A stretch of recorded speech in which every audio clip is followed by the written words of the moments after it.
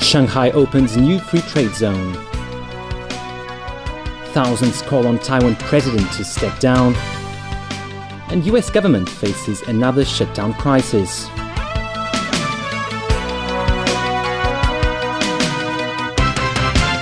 Good evening.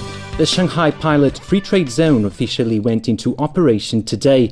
Beijing calls this a crucial part of the country's reform.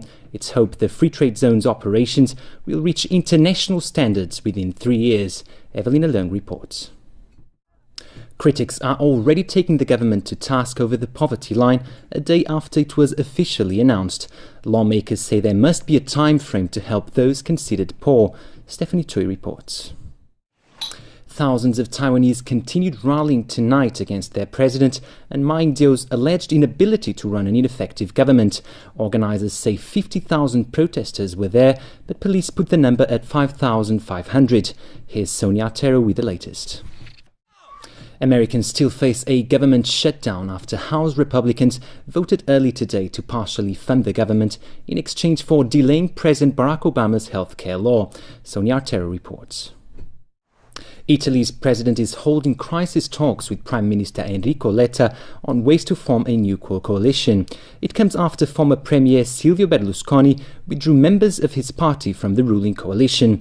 He's now pushing for new elections, something Letta wants to avoid. Tony Sabine reports.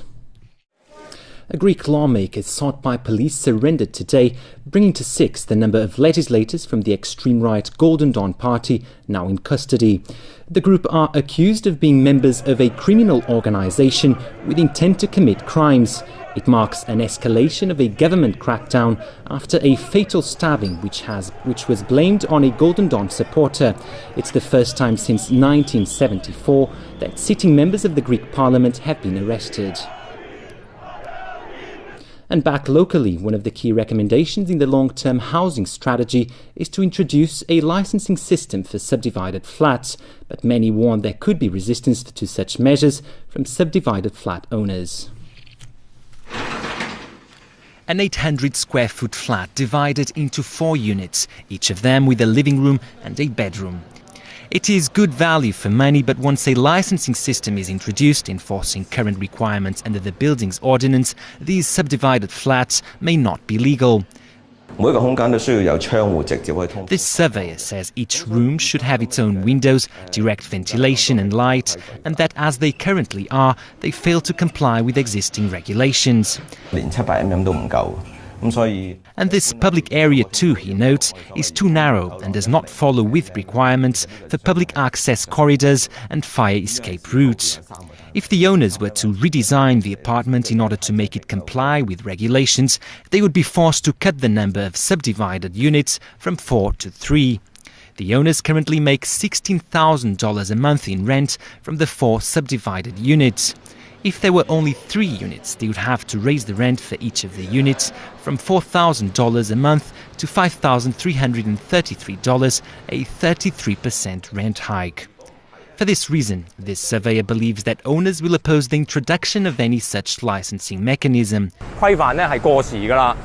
Edward Yu, president of the Real Estate Development Research Centre, says the Buildings Ordinance is in need of reform because many of the requirements there are obsolete, and he questions why we should be abiding by the requirements of a law that was written 60 years ago.